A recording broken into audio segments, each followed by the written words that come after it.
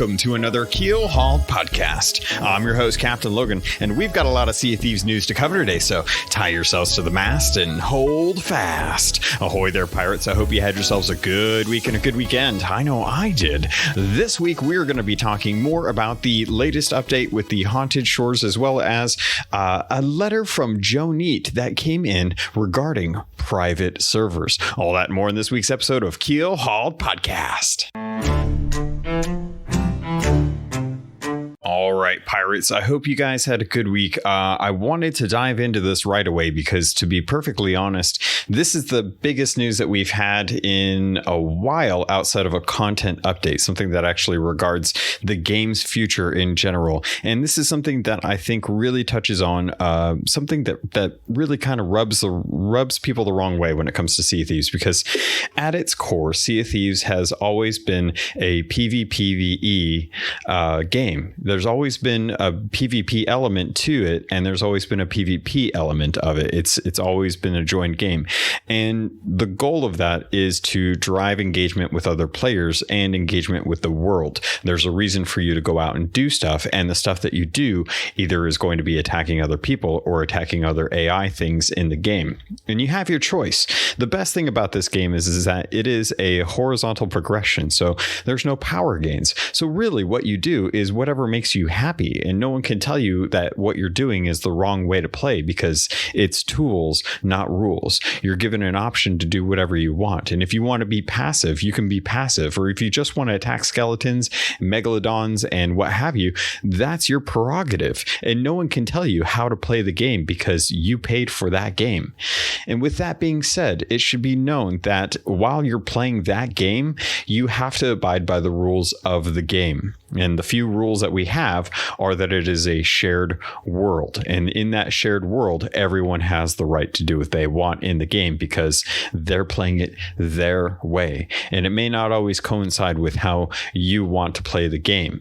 So if you're a PvP person and you come across a crew that is PvE and they do nothing but run, well, they're telling you that they don't want to engage in your way of playing, and you're telling them that you don't want them to engage in the way that they're playing. So you come at this crossroads where you end up either having to fight them, or you run from them, or you're chasing them, or you get to battle them. And it's hard to know like whose desires get to win out in that, because generally it's the people that like to PvP that get to win out against the people that want to play PvE, because generally they don't want to fight other people. They'd rather just fight other things. So with all of that being said, we found out that Joe has come out and he's written a really nice article to the developer posts, and I'll have a link to this if you want to dive into it.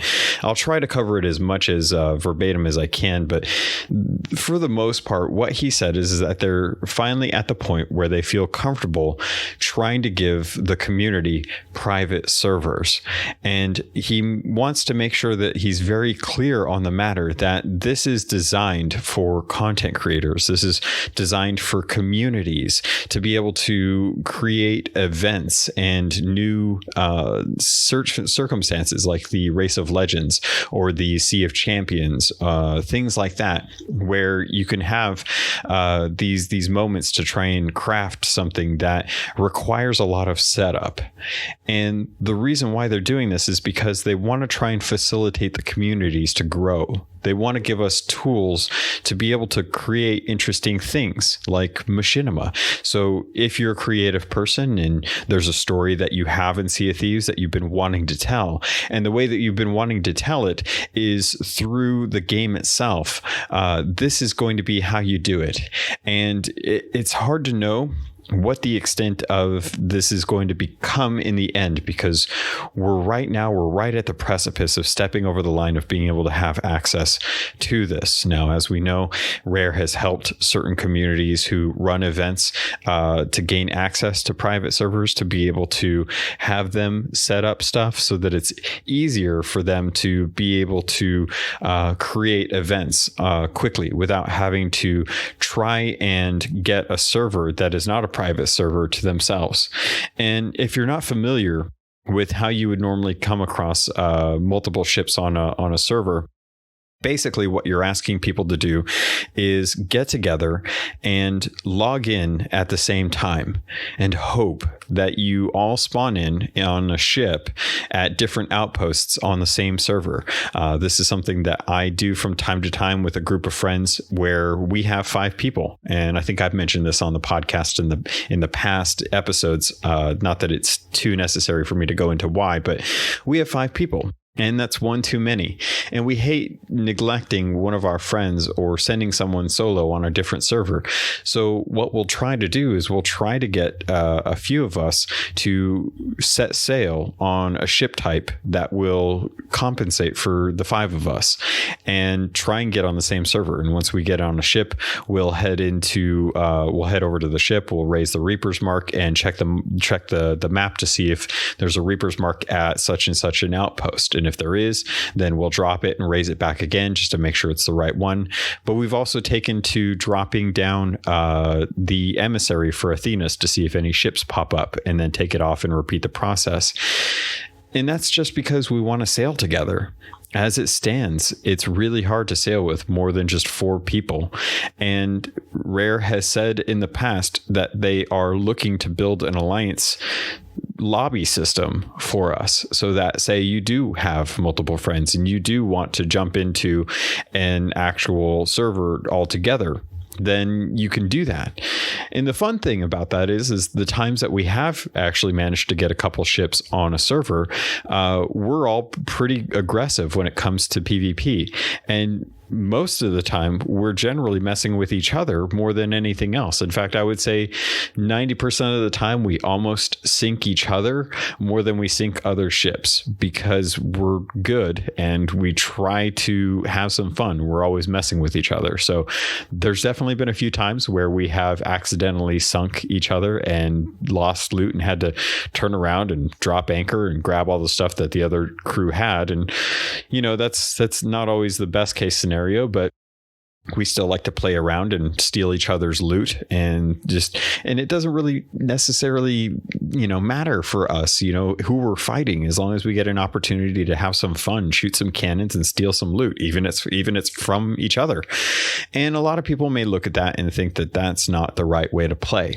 Well, unfortunately, I have news for you. There is no right way to play. If you listened to me earlier, you already realized that that's my stance on this. So a lot of people are saying that private servers are going to ruin the game, and that's just not going to happen. A lot of people are saying that private servers are just PvE servers. That's not going to happen.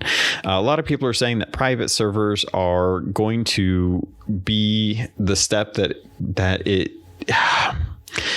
I don't even know if I want to get into that, but basically a lot of people are not happy that private servers are coming. And I just want to remind people that these are coming in to help try and facilitate fun, engaging events that are outside of the normal play for Sea of Thieves, like Race of Legends. In fact, Race of Legends is probably my favorite example of this because it is all down to seamanship. You really have to be a good crew, a well-oiled machine to be able to handle some of the obstacles and goals that you have to achieve during the Race of Legends. It's really fun to watch, and it's really fun to see these crews manage these tasks as efficiently as possible. And the things that they do require a lot of time to set up. When you have 3 or 4 crews on 3 or 4 ships, all galleons, and they all have to have a chest that they get off of a dock from an outpost, or they all have to go into a tavern to drink a grog and then pick up a chest and then take it back, or they all have to take a rowboat and row back. It's a lot of stuff to try and get ready for 4 different ships all at one time and still manage a schedule. And in fact, some of those events have even had to be canceled because they just couldn't find the ships on a server and have other people not mess with them long enough. So Rare is trying to help out with that. Rare is trying to facilitate these kind of events so that if you aren't necessarily someone who is creative, but you enjoy playing the games, that there are games to look forward to. And this is nothing new. This is not something that is unfamiliar to the gaming community. There have been private servers for games for a very long time, and those games have even thrived because of that kind of a situation where people have private servers. So why would people want to have private servers if they can, or what is Rare doing, I should say, to ensure that the private servers are being used for their designed goals? So in this, Joe wrote in the article, and he wanted to say that the key things that they want people to be able to do are to set up a custom adventure server, to be able to customize the ship numbers and types prior to starting, and generating a code to distribute to community members to allow them to join so that people can't just steal these. And here's the important part: no gold or reputation progression from the custom server sessions. So for those of you who are in adventure and think that people who will be playing on private servers will be able to earn rewards, gold, and then transfer back over to adventure servers and diminish your hard-earned efforts, that won't be the case for this. And I would just like to point out that if you feel that way, I understand, but I don't necessarily agree with how you feel, because this is a horizontal progression game. How you achieved achievements doesn't impact me, because not only do I not know how you achieved those achievements, but I also achieved them my own way, and my way was special because it was with people I know, and the adventures that we had to do those was very personal, and nothing you do is going to affect that. So what I hope comes from private servers is eventually that people who want to play PvE servers will get what they want. People that want to play PvP servers will get what they want. And people that want to stay in the normal PvP, PvE settings will have that functionality and just be able to play the game normally. Because my biggest fear for this game is one day, 5 or 10 years down the road, Rare will move on and stop development for the game. It's not unheard of that this has happened, and it's not something that I look forward to, but there has to become a time when they realize that this game is not able to cost or bring in enough money to be able to give people service without having to move to something different. Also, as time goes on, equipment's going to get better, the engine's going to get older, and if you've seen World of Warcraft, you understand that they're still working with a very changed engine from the engine that they originally started with. And we already know that this is running on a custom version of Unreal Engine 4, and Unreal Engine 5 is going to become available next year. So we already know that their engine is going to be out of date for any of the new features that encompass things like ray tracing and stuff like that. They're already having to work on that as it is. So at a certain point, they're either going to have to reboot the game or sunset it. And the thing that's going to keep it alive for the community will be things like private servers, things where communities can pay to have their own custom server, similar to Minecraft, or I think it's GTA has those as well, to try and keep the community alive. If you remember the conversation that I had with Kat Truewalker quite a while back towards the beginning of the year, she came from Pirates of the Caribbean Online, and she even stated that that community is still going, but they're going under a different name because they're operating on different servers.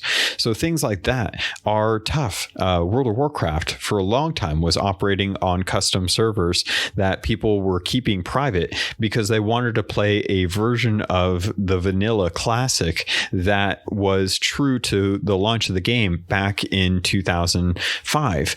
And the trouble with that was it wasn't sanctioned by Blizzard.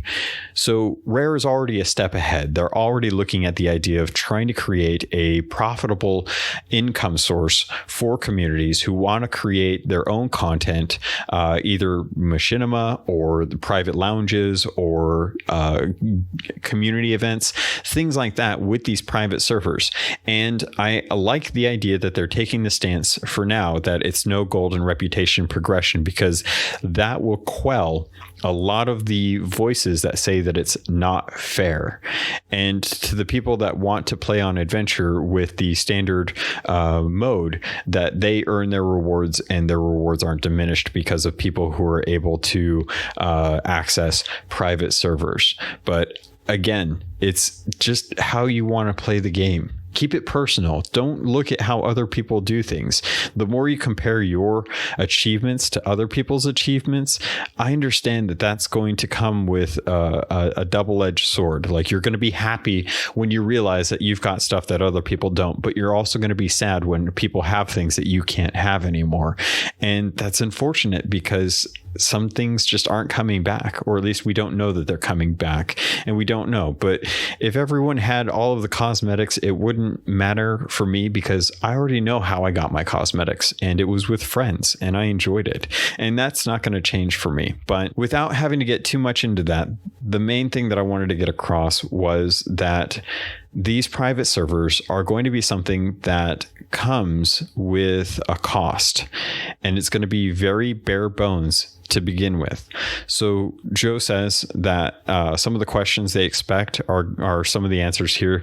He says that the key purpose of custom servers is to allow creative players the opportunity to use our sandbox to create unique experiences for their communities. They are not intended to be used as a PvE server, hence the removal of the ability to earn gold and rep. I would imagine that extends to commendations and achievements as well. We are launching early and to a limited audience for multiple reasons. And he goes in to state that it's a very bare bones feature set, and they want to learn with a limited audience who have already demonstrated drive and creativity in the community. So for the Keelhauled crew, this may not be something that I have access to begin with. For one, we don't fall within the affiliate alliance program. And I'll get into that in a bit here, but it seems like the people that are affiliated with Rare for Sea of Thieves are the people that are going to have access to this first, and that's fine because they've already shown that they are committed to the game and they want to help improve the game. So they're going to do this, and they're going to build it out before considering how they will bring it to a wider audience. So they know how to approach this and make sure that they don't make any mistakes before they just open the floodgates. The custom servers cost money to run, so starting small and learning makes sense from a business perspective because this is going to cost development time and resources to the company outside of the normal dev team, and they're going to have to hire people for that. They're going to have to require help from Microsoft to help manage that as well. So they want to make sure that these don't impact the bottom line when it comes to trying to ask Microsoft for them to be able to do this. Like, they have to work it in to make sure that not only does the studio stay profitable, but it doesn't conflict with what Microsoft's desires are for how much this game brings in for the company. And then he says, with the above point in mind, it is likely that custom servers will eventually be an optional feature that players can access from the Pirate Emporium. We want to learn more about the desired feature set, usage, and cost before deciding exactly how to make this something for the wider community to access. And that makes sense. Essentially what they're saying is they want to make sure that before they give this to everyone, that the people who are using it currently, or the people who are going to be using it the most, really kind of give the feedback that Rare is looking for to make sure that everyone is compensated when it comes to purchasing this, because it is something that they want to be able to sell. And if it doesn't have all the feature sets or the use cases that people want, they're not going to buy it. So if they're going to do this, they want to make sure they can sell it. And it makes sense that they're going to start small and kind of work their way out from the alpha to a beta and then eventually a release.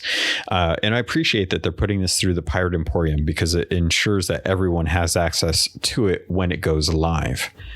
Joe goes on to say that in the near term, we'll be continuing to expand our partner program and affiliate alliance, and we'll be keen to hear from people with proposals for new community events that could utilize this formative and growing tool set. And he says, please reach out to us via our affiliate program if you have a proposal or want to find out more. So this is one of those things where I'm kind of excited because, as many of you know, I am the sole creator of a podcast for Sea of Thieves, and as the only, I'm the default go-to when it comes to Sea of Thieves content this far into the game's development. Unfortunately, a lot of my podcasting brethren have moved on to different projects, and I am kind of alone in a rowboat with the podcast, which kind of hurts because if I look at it from this aspect, I am kind of low on the totem pole as far as my reach. I don't really bring in what streamers or YouTubers could bring in for market awareness for the game. And that's kind of a bummer because I really love podcasting. It's just something I really love to do. So knowing that my small community is something that is going to be brought into the partner program, hopefully, that's kind of my hope. I'm hoping that the expansion of the partner program will allow me to apply for that so that I can start gaining access to more information, more tools, more connections with the company so that I can bring something back to my community, to you guys, because I think that you deserve it. And it's a shame that I don't feel comfortable always streaming or trying to make YouTube content, and that my tool set is just being able to talk for long periods of time, which is kind of boring, I'm sure. But I want to be able to get into the partner program because I do want to represent the company. I do really think that Rare does something that not many other companies actually do. And it's important for me to support them because of how much they've given me over the last 2.5 years with this game. And with the Affiliate Alliance program, I understand that the Discord that I have is halfway there. We're halfway there. We are somewhere in the neighborhood of 400 to 500 members, and the community is great. But to be able to apply for an affiliate alliance, I have to have 1,000 members and be operating for 6 months. Well, as many of you know, I've been operating for well beyond that, but I just don't have the Discord numbers to be able to apply for the Affiliate Alliance program, which is fine. I'm a one-man show. I have a really good set of friends that jump onto the podcast from time to time. So it's not too surprising that my reach in the Sea of Thieves community is not as big as, say, like a general Discord for all of Germany or all of France or all of Brazil or Spain. And I understand that this is going to be something that I may not get access to as well. And if that happens, I totally understand. I'm just one podcast. Unfortunately, I would love to have more friends out there talking about Sea of Thieves in a podcast sense, because I don't have very much Sea of Thieves content to listen to when I'm at work. I have to get that from I don't have any, it's just me. So I don't really have a way to listen to Sea of Thieves content unless I go back to old Rare videos. So the point that I'm trying to make is, with the partner program expanding in the future, I'm hoping that I'll gain access to private servers, because what I want to do is I want to be able to have special events for my community. The Keelhauled community is a great set of people.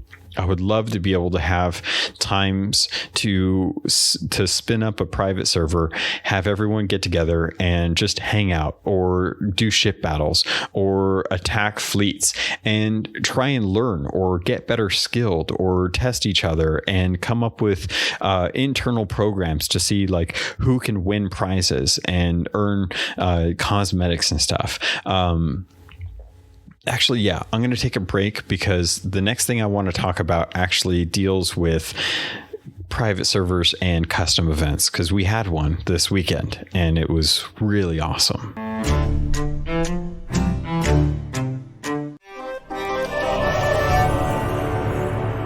The hosts at Robots Radio get a lot of questions from people who are interested in starting their own podcasts about how they can start, how they can grow their audiences, how they can create good content, even what microphone to use and what software to use, things like that. Well, we're changing things up at Robots Roundtable to talk and share about the things that we've learned, the things that work and the things that don't. We're sharing with you our actual real-world experience.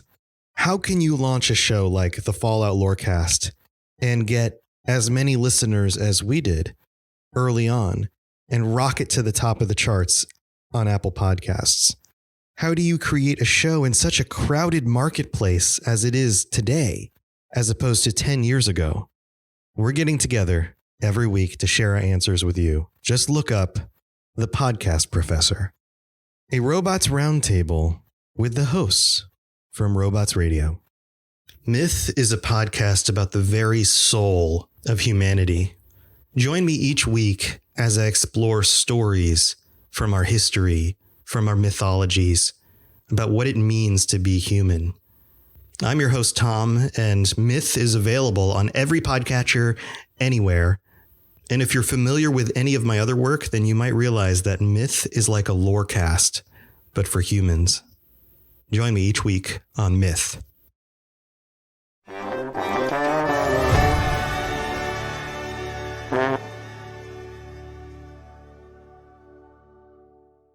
All right, pirates, welcome back. And I just want to thank you guys again for listening. If you want to get a hold of me, there's always ways that you can do that. Just make sure you reach out to me at CaptainLogun@gmail.com if you have a message, story, or thoughts on this episode or any past episodes or future episodes.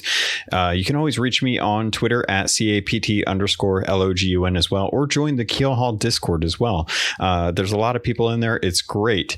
And if you want to partake of the next event for Tales of Legend, you have to get into the Discord, because that's where a lot of that's going to go, or or over on Twitter as well too. A lot of promotion on Twitter for that. And after the announcement that Sea of Thieves was going to be giving content creators private servers to test out and work on for the alpha, they retweeted the Race of Legends tweet about the Tale of Legends, and this was really just crazy because we didn't know that was going to happen. We got really surprised, because really when Sea of Thieves, when they retweet something, it's usually to promote someone else, or it's a fun thing with the community. It hasn't been too often that they've promoted an outside event. So we had a lot of people show up to the Tales of Legend, and it was great because we had Creo there. We had Owl, who's part of the Race of Legends crew, and we had Neglatron as well too. And we got to listen to 3 stories, and those stories were then voted on by the community. And we found out that Owl, or Carry Me Legend, no, what is she? She wants to go by Carry Me Owl, I think now. Hold on. I shouldn't be doing this while I am oh my God, why can't I spell? I'm so bad. Carry the Legend. Owl just wants to go by Owl, I think. But she's great. She's actually doing an art group on Twitter. So it's an art club, and they have different themes. I think week 4 is ghost ships. So if you want to partake of that, I would definitely recommend heading over to Twitter or the Race of Legends Discord and following Carry the Legend, or at Carry the Legend, and checking out some of the different art that people have been doing to kind of do ghost ships this week. I think the other week it was Deadshot Charlotte over on Lone Cove, renditions of her. And she was giving us a really good story about how she came across a crew full of young pirates, very young pirates, who were very new to the seas. And she told a very, very loving story about how she tried to kind of guide them in this world and give them pointers and tips. And one of the things that she kept noticing as she was kind of going on is someone on the crew happened to keep putting a not so pleasant image on the map. You may be familiar with this from other streamers who I'll leave nameless, but they kept doing this on this, and she would question, like, who put this on there? And one of them would go off and snicker, and they would say, I don't know, I'm not sure who did that. That's really strange. And it's like, you think you got me, but I got your number instead. And Megalotron had a great story about how they were going after the megalodons back when Shrouded Spoils came out, and they had all the different megalodons, and they were going and hunting them one by one. Not realizing that the Shrouded Ghost was obviously a very rare one, they went chasing after a ship that had 3 Athena's chests on it, and they were really trying to get those Athena chests. And as they were trying to get the Athena's chests, Megalotron had fallen off the actual ship, and unfortunately, it wasn't until pretty late on that he realized that there was a megalodon in the water with him, and it was actually the Shrouded Ghost. And he said, oh, don't worry about it, we'll come back, we'll find it another day. And they totally ignored a Shrouded Ghost, and it was really, really, really depressing to hear that story. And then, of course, there was a great tale by Creo, which it's such a good story. I'm going to link the VOD to, I'm copying it right now. I'm going to put it in the notes, because the story itself was so well told by Creo that I would not do it justice to try and recount even just a fraction of what he talked about. It was such a fun story, and I love the way that he actually presented it. He did such a good job with it, but it's one of those ones that you have to see him do it. So I would encourage you to, when you get home, go into the show notes for this episode and grab the actual VOD, watch it, and then check it out. Skip forward to, let me see if I can actually find the time frame for when he starts. It is it's around the 1 hour mark, a little before 1 hour. He starts going, and it's great. I would recommend watching the entire episode, because the episode itself is only an hour long, but it's one of those stories that I would say is better seen than told. So the Tales of Legend was such a great thing. We had I want to say we had close to 90 people show up for the event, and congratulations to Owl, who won the Obsidian capstan. And they actually Doug actually had a code that was available for the chat. I didn't even know we were giving away one to chat. I thought we were just giving one away to the people that were actually in the event, but no, there was an opportunity for people to submit tickets into the giveaway for the Obsidian capstan in chat. So next time we have one of these, if we're fortunate enough, it would be great for you all to show up and try and win an Obsidian capstan, because Doug is just an awesome dude. He has been gifted these from Rare. Rare's given him a number of codes to use as ways to drum up excitement about the events that he does.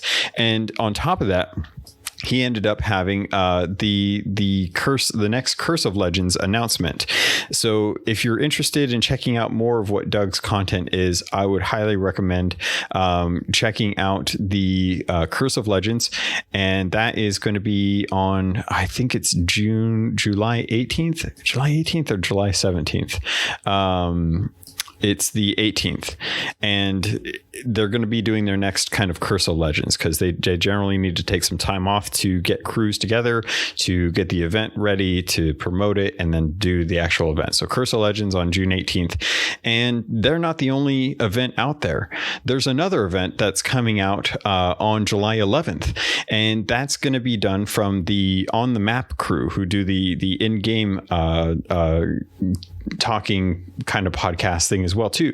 But they're doing their Kings of Fish season 2 grand finales. That's actually going to be on July 11th at 6 p.m. Eastern Standard Time, and that's going to be a tripled threat match with some special guests and some more prizes there. So make sure you're heading over to @TheRedDogCrew on Twitter to find out where you can go to actually watch that event. And Sea of Champions is doing another event. They put out a tweet that said, "A new era in the Champions saga is upon us. Echoes of heroes past have shattered the veil which shrouded us from the truth. Register for the European Galleon Arena Tournament. Have the opportunity to join the most valuable and influential voyage yet over at seaofchampions.com." So those are 3 different communities right off the top of the bat that are working on community events with prizes to drive engagement, to get people out there to see these things, to have some fun, to encourage others to have fun sailing and playing Sea of Thieves, all in the next month.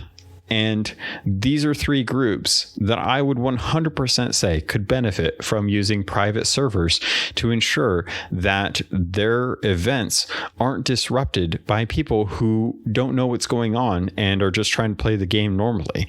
Because for these events, it's not about who earns gold or reputation or commendations. It's about having fun. And that is the essence of the private server system.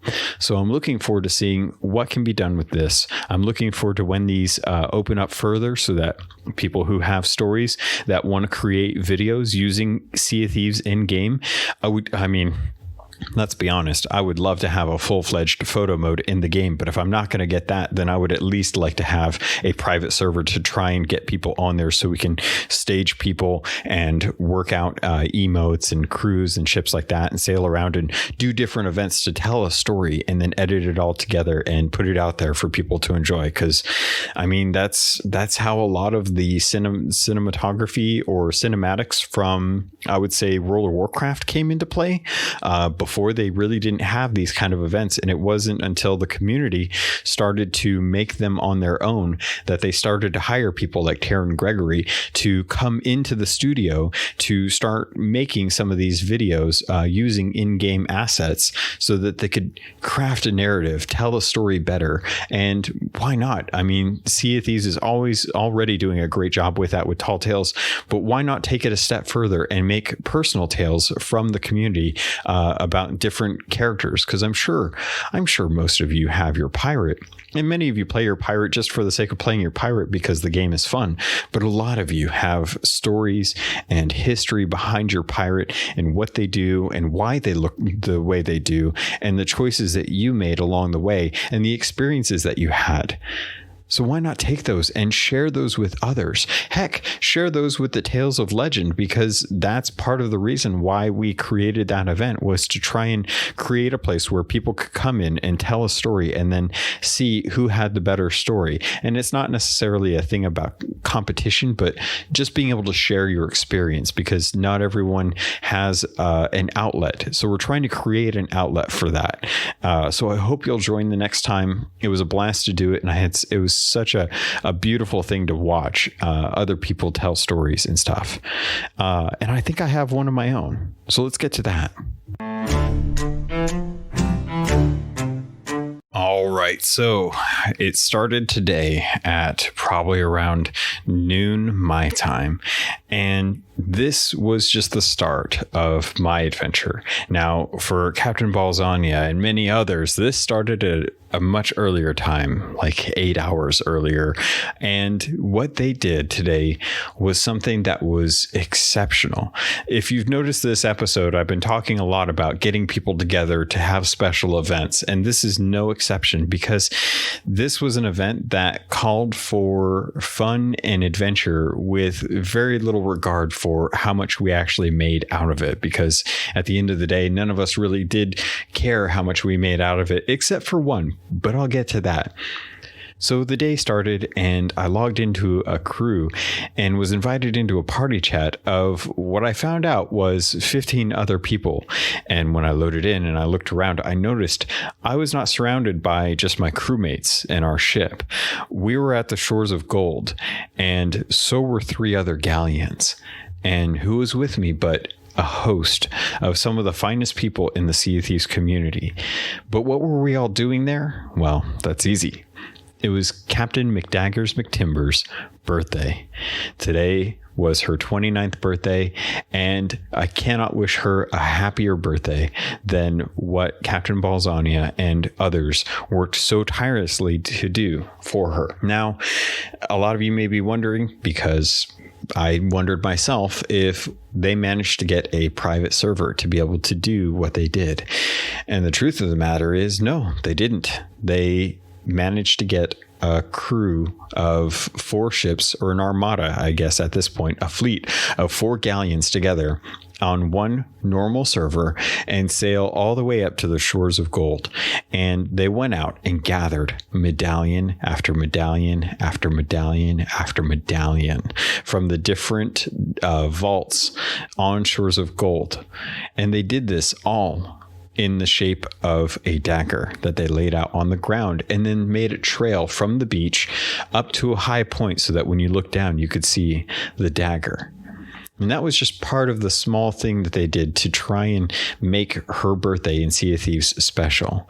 And there were a lot of people on the cruise, and the chat was hectic, but it was really great that all of us could be there to wish her a happy birthday, to sing her happy birthday, to have a conga line for her on her birthday. And then eventually we all got on our ships and sailed out from the shores of Gold. And many of us had an interesting time, because shortly after getting off of the shores of Gold and back into the wilds, into the Devil's Roar, we were attacked by a shadow maw.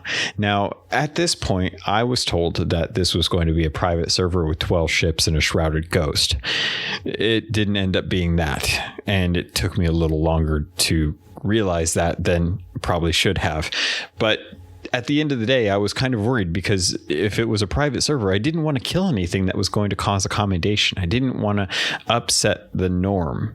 So as we were sailing out, we got attacked by a shadow maw, and I wasn't sure what was going on, because everyone was firing at the shadow maw and they were all trying to kill it. And I kept thinking, this is going to be bad. This is not going to work out. And I realized that that was the case, but not because I thought everyone was going to kill the shadow maw and get credit on a private server. No, it turns out that this was the beast of all beasts. This was a beast that was unlike any other megalodon I had ever seen. This megalodon was willing to bite you after 2 tries at swimming around you. Like, it would go around you, and it was fast too, because granted there were 4 ships around it. It was really, really fast. So it would swim around, and then it would chomp you, and you'd get back down to the bottom of the deck and you'd repair the 4 holes, and about 5 seconds later it would chomp you again. And I could not believe just how mean this shadow maw was. We almost sank a few times just trying to kill this thing and stay above deck. Now we were trying to get together with some of the other crews, but because this was a celebration, because people were having fun, a lot of us weren't really taking it too seriously, thinking 4 ships against 1 megalodon wouldn't be too much to ask. And that was until Dagger's ship, one of the ships that had been hit the hardest, they were repairing, and they ended up ramming into one of the random rocks out in the roar, and they got stuck, and the megalodon sailed or swam up to them and bit them so hard that their ship actually capsized. Now, I'm not saying that it just rolled over, because many people have seen flying ships and recount the days of them just bursting out of the water on their own. No, I'm talking about complete Pirates of the Caribbean up is down capsize. And as their ship was underwater, they were swimming up to try and figure out what they were going to do. And the rest of us all panicked because, well, it's their ship. It's Dagger's ship. And we don't want Daggers to be without a ship on her birthday. So we sail over there. And before you could say shrouded ghost, the ship had sunk. and it was upside down, and it just went straight to the bottom of the ocean. And we all tried to go over to get the rest of their crew. And before you know it, the water was filled with sharks. It was really bad. It was scary. So people are trying to harpoon the survivors of the ship onto their ships, and people are trying to climb up onto rowboats to save themselves from getting chomped. And the Megalodon does not care. It is now proceeding to start working on the other 3 ships in the area, trying to sink one each individually. And my crew was already 1 person down. See, my crew was working towards killing the Megalodon, but one of our crewmates was actually on the other ship. And I totally understand, because our crew was capable. We probably could have handled it, but something about this Megalodon was not right. Something about this Megalodon was different, and we couldn't quite place it. So we started to panic. We started to run low on cannonballs. We started to run low on planks.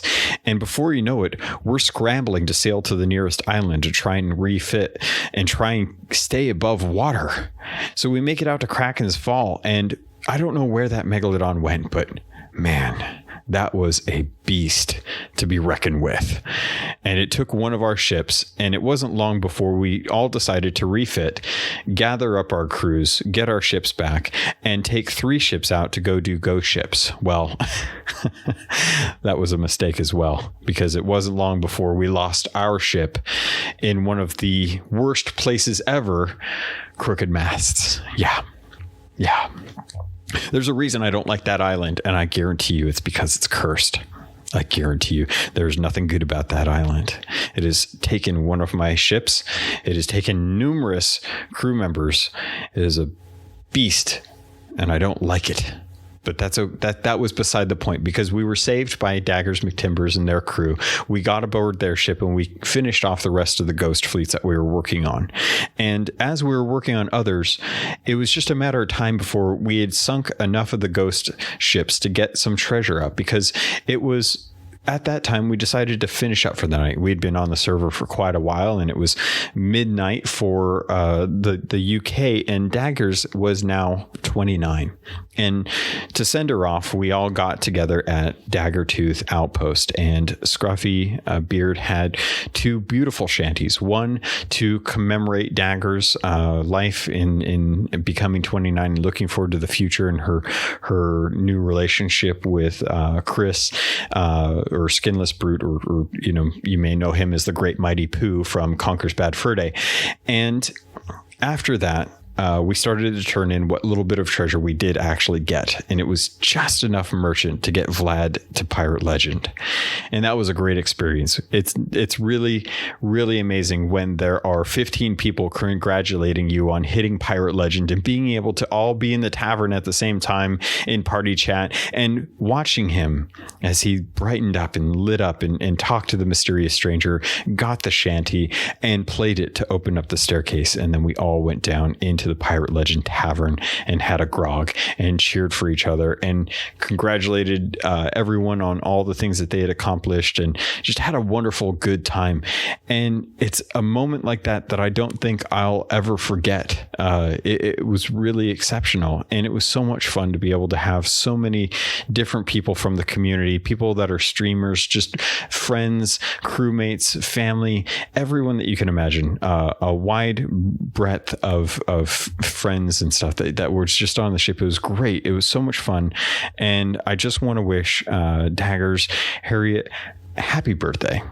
I love knowing you. I loved getting to know you over the last 2.5 years, and starting from Twitter, where you were just doing really awesome Sea of Thieves makeup in appreciation, and then getting to know the rest of the community and starting your streaming career and getting into the gaming industry now.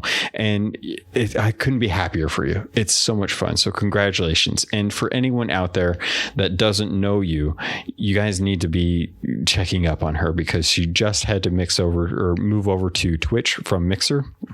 So she'll be in that normal group of other people who are streaming Sea of Thieves. So you'll probably see them on the weekends during the UK time. They're a great couple and awesome salt of the earth people. And I couldn't be happier for them, as well as the rest of the community that came by to show up. And shout out to Captain Balzania, who really kind of helped try and helm this. It's a crazy thing to try and organize an event like this. And he did a masterful job, and I was really appreciative of that. And he will probably hear this episode in about a month and a half when he catches up. But when he does, I'll probably hear from him. And I just want to thank you guys for letting me take some time to thank my friends, because I love you all. I think you guys are all great. The community is astounding. And if it's one thing I've noticed about all the stuff going on in the social areas right now and the social media and whatnot, is that there's a lot of people coming out and kind of stating that there's been some poison in the community and other communities and in the industry in general. And it's one thing that I've noticed is I haven't seen much of that in the Sea of Thieves community. It's been other communities that I've seen that with. And I just want to thank you all for doing your best to be the best people you can be. Now, I know a lot of you are going to disagree on how you want to play the game and how the game should be played, but I just want to remind you that we're in this all together. We're all equal and we're all welcome. And I hope that you guys take that to heart each time you get on a boat and sail out to get some treasure, whether you're taking it from someone else or you're taking it from someone from the past and skeletons and stuff. So that's going to do it for this episode, Pirates.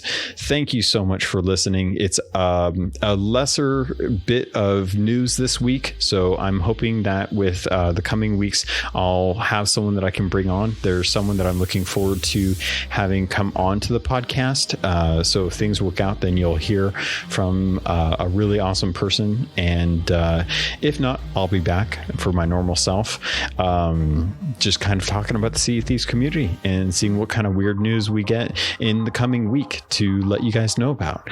And with that, Pirates, thank you. I told you my socials earlier, so hopefully you guys can jump on the show notes if you want to get a hold of me.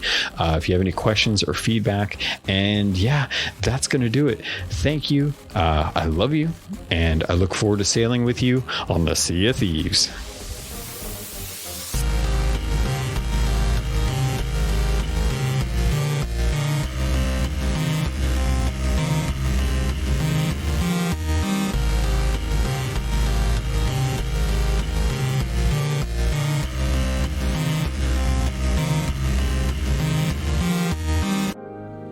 You've been listening to a Robots Radio podcast. Smart shows for interesting people. Check out all the shows at robotsradio.net.